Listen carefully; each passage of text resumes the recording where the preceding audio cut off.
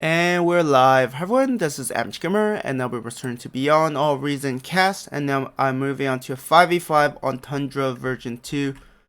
Decided to do a 5v5 instead of 3v3 this week. I don't think anybody cares.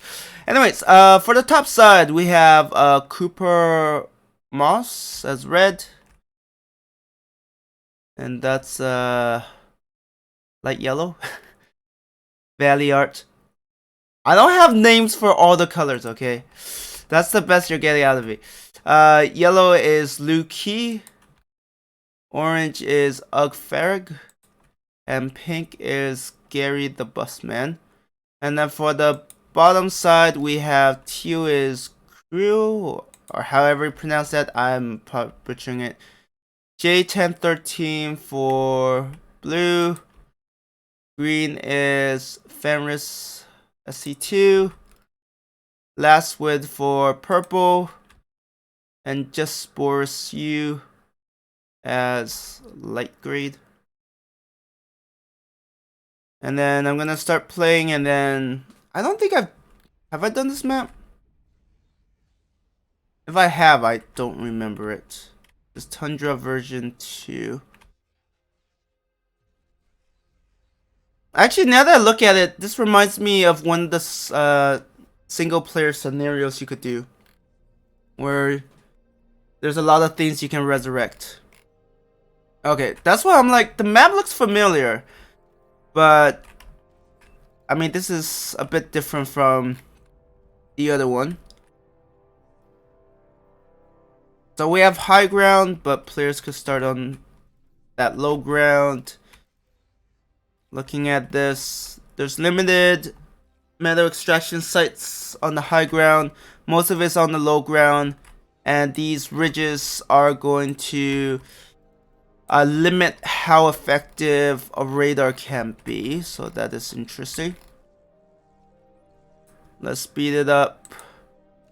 So green is already... That's pretty aggressive. I don't know how you're gonna hold properly. And this is shallow water. I don't think... I mean, I guess it's an option to go for a navy, so it's not gonna be as effective. We do see some engagement here. These gruts have bit off more than they can chew.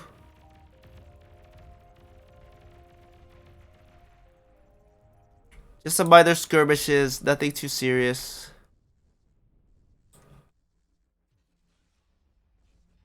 It's just a question of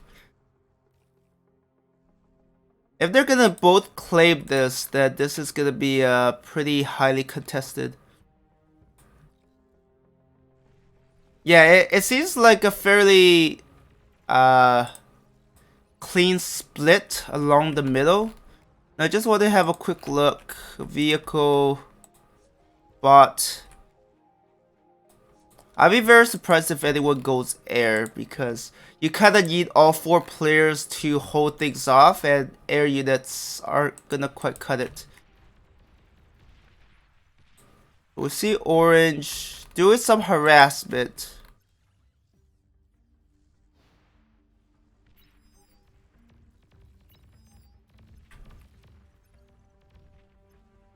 And currently red is able to sneak through. This is really bad for the bottom side, because they could do half the amount of damage.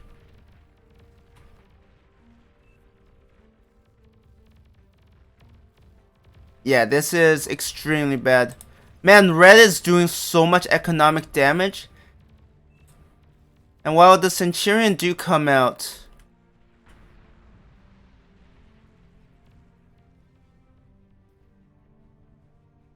wait, did red lose?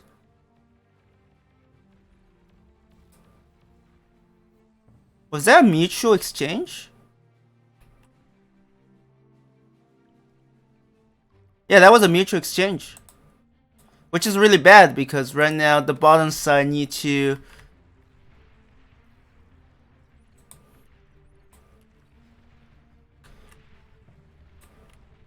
So there was a mutual exchange, and they're getting the metal here. Or at least they're trying to. Yeah, currently blue is in a bad spot. See, that's the thing. Like, for a map this open, yeah. Green is too far forward without any support. They're in a pretty bad state.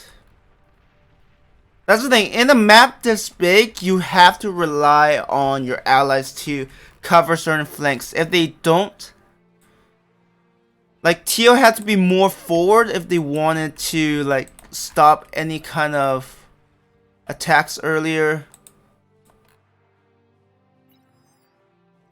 But right now, yeah, blue is trying to recover.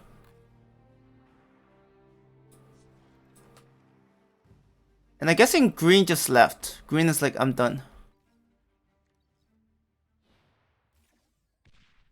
And meanwhile, we see... See, that's the thing. Right now, given the advantage, pink just need to hold this front. They don't even need to...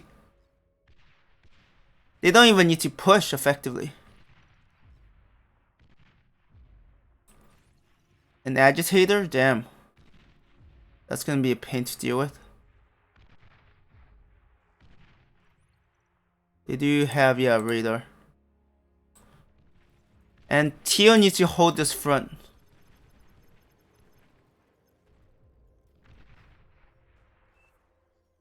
Wait, what? Oh no, that was green. Yeah. I was like, yellow. I mean, like, they're doing fine. I don't know why it shows us yellow. That is really weird. But yeah, from the looks of it...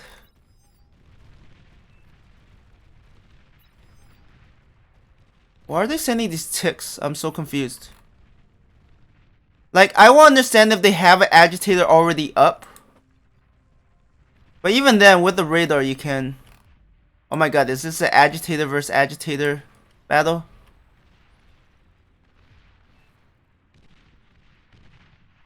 That is pretty crazy.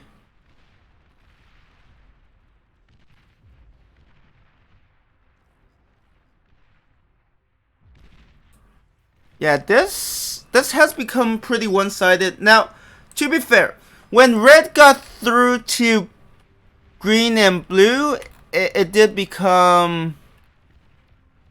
It was really bad because at this point, the bottom side is at a huge disadvantage.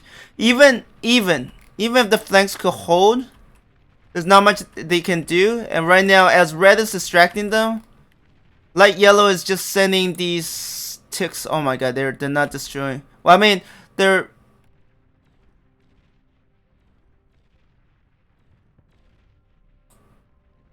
I mean, I don't know if this is efficient trade at this point. Why are they building ticks? They should at least build pawns. Those things can at least take a bit more hit. But yeah, right now blue has the unfortunate luck of needing to hold the center against yellow and orange, which is really bad. I mean, you just can't hold. Unless blue was like so far ahead, and right now, like, light green is just turling up, which is not what you need when you're behind. I mean, yeah, this is looking really bad. Though, actually, because of how decisively they're... I mean, that is one good thing, I guess, about the ticks. They're probably not going to leave any wrecks so your opponent can't get stronger.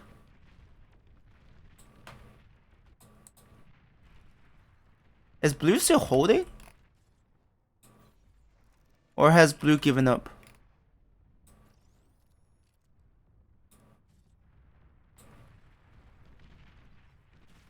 They have some hounds. You probably don't want to push forward with the hounds. They're meant to skirmish. What is... Yeah, right now their economy is kind of in shambles. Damn. And that's the thing, right? Earlier I said you shouldn't turtle up, but what are you going to do, right? I guess you could try to break through the enemy front.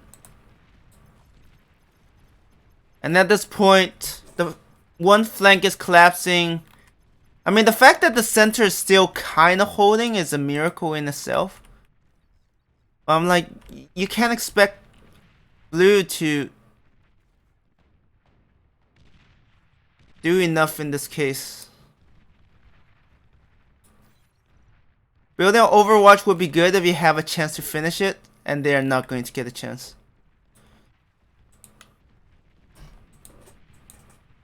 So, I do think that the major impact was that raid from red. It really turned things around because it effectively knocked out 2 players. One of them more or less just gave up. The other one could only do so much. Light green held, but honestly pink just needed to hold, and then that's all they needed to do. With green basically eliminated, there was just no way for blue to hold off yellow and orange. I mean, they could try, but they'll be very hard pressed to hold.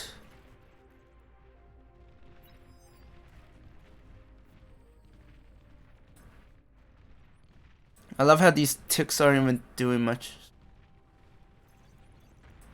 But yeah, and then for teal, like as soon as this flank kind of collapsed,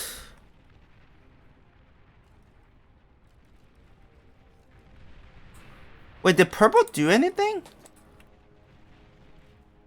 Oh wait, this is purple, right? Oh shoot, I got confused. Sorry. Blue was holding here. Purple was trying to hold off 2 enemy players.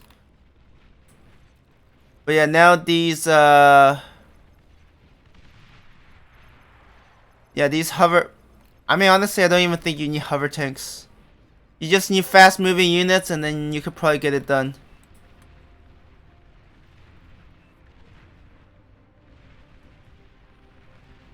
I guess that is trolling. You definitely don't need hover tanks.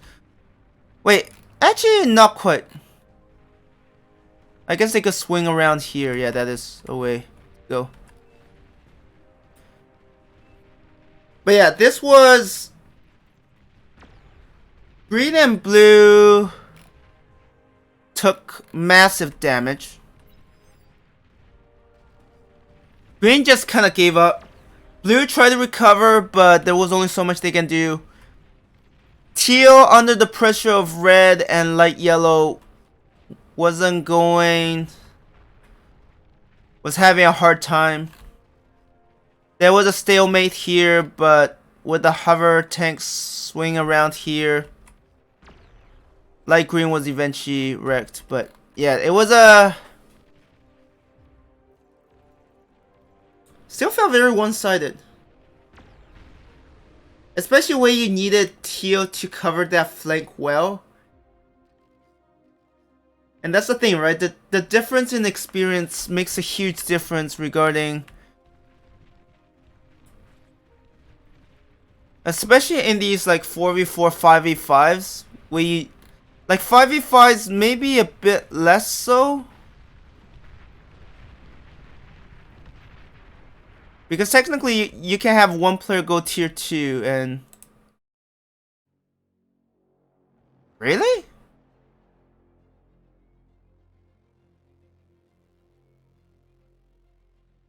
Destroy enemy resource production. I mean, they were the one that swung around and attacked light green and purple. Enemy units. They were pretty much engaged the whole time on that right flank. Efficient use of resources. I mean, they built hover tanks to swing around. I wouldn't say they did everything. I question that because I personally think that if it were me, I would put red as MVP because that raid on green and blue effectively just knocked the bottom side out. Like, it was a situation that was extremely difficult to come back from. But anyways, I'm gonna end the video here. Thank you everyone for watching, and I hope you have a good one.